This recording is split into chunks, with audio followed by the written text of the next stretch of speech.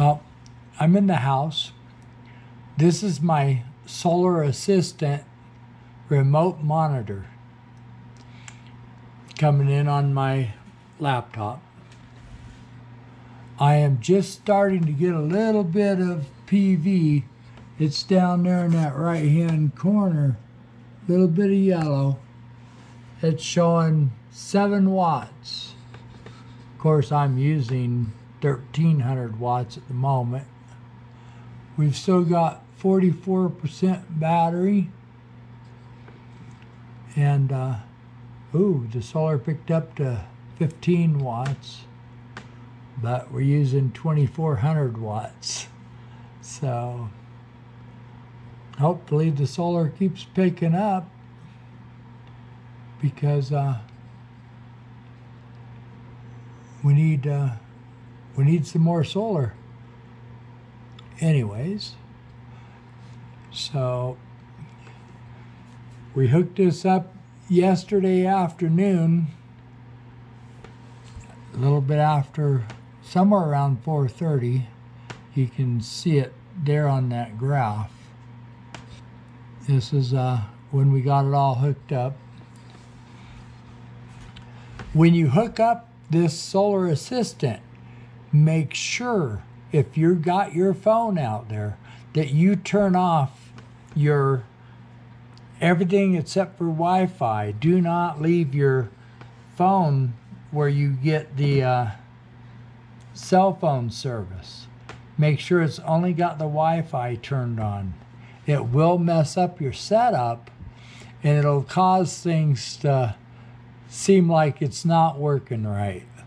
Once I figured that out and got that straightened out, I was able to hook this up the way it should have been.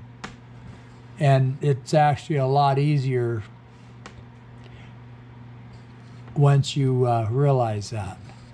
And also, when on the startup screen, scroll down farther, you're going to see a screen and it don't show all the instructions. When you click on the help, oh, it's not on this part. When you first get on the Solar Assistant website, you see the help. There's going to be a help thing. And you click on that, and then when you're doing your setup, you just keep scrolling down farther, and you will see all the steps that need to be followed. Just an FYI type thing. But yeah, it is kind of nice being able to monitor this stuff from inside your house. And with only 44% battery left, it'd be nice if the PV kicked in pretty soon.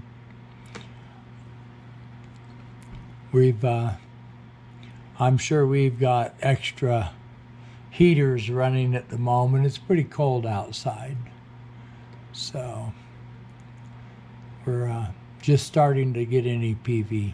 Anyways, figured I'd let you guys know that this is working nice, and it is it's pretty decent. And I'm going to hook it up to my phone. I've got some things to do today, so it might not get done today. And after I do hook it up to my phone, I will make another video on that. Anyways, thank you.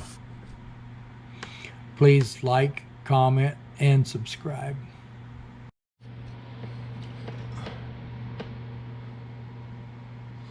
Hi. This is my second day or third day with this installed.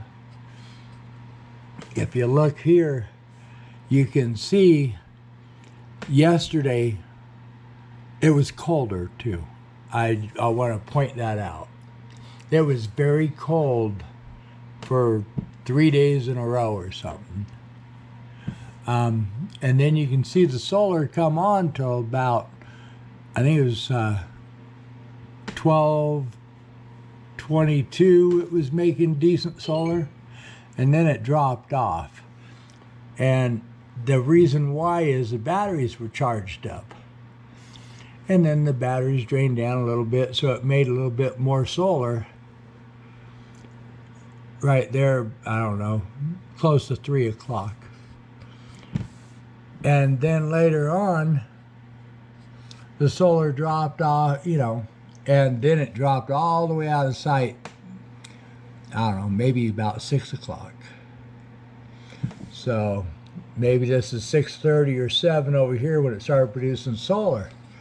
So it only took a little bit over 4 hours when it actually did start kicking in.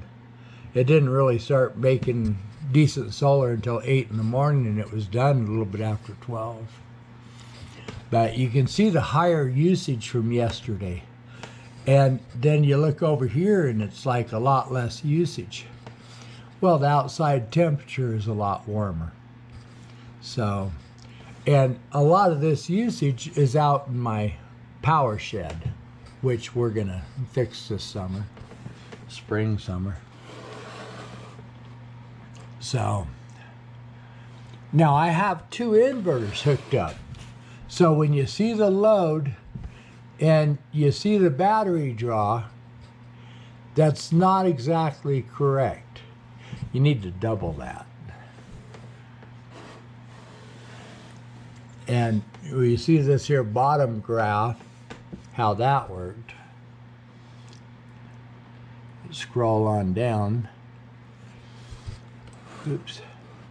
Get that mouse out of the way. And you can see how it got down around 40%. I think it was 42% charge yesterday. And then you come over here and we're still up around 60%. That line there is at 50, the one that shoots across there. So, oh, see, it's a 60% state of charge. So, and with this one, with this setup, you can only see one inverter at a time. You can go up here to configuration, click on it. Okay. Now, you come down here and you can swap over to the other inverter. But they're just the same. Okay.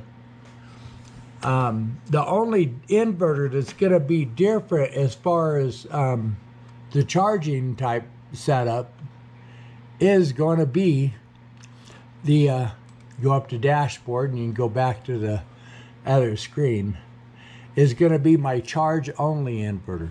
And then that's not going to have any load. It's not going to, you know, I don't know if it'll read the battery, but it'll have more solar input. You know, you come over here to the solar input, right?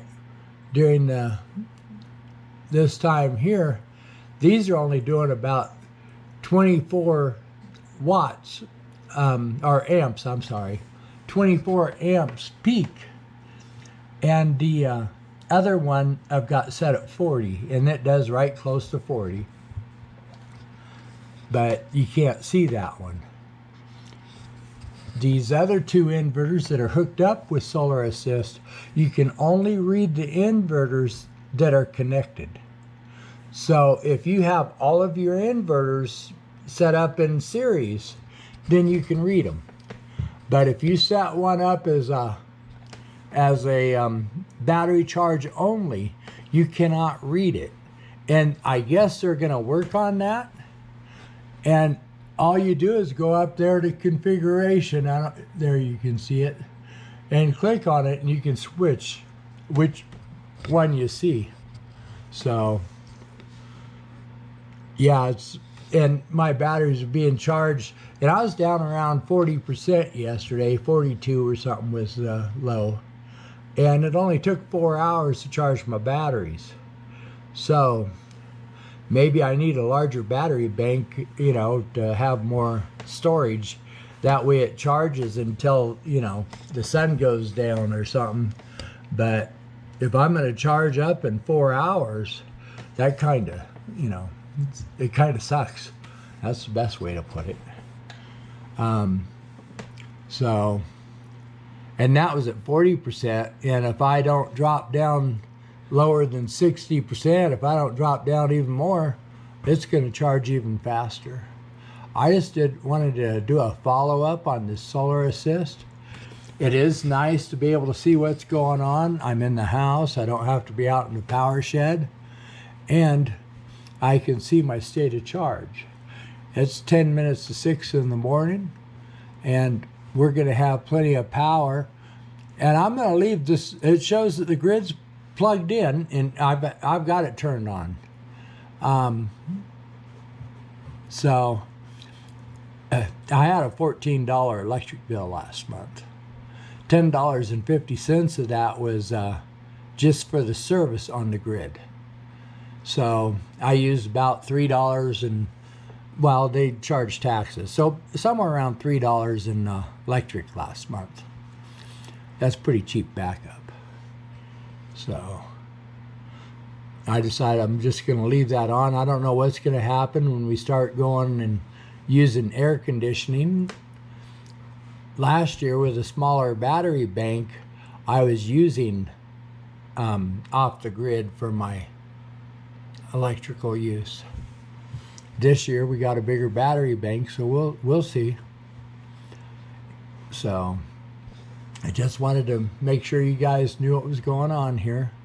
I shot a little bit the morning after, and I'm going to put that in this same video. That way you guys can look at it and compare them, see what you think. Anyways, thank you, and please like, comment, and subscribe.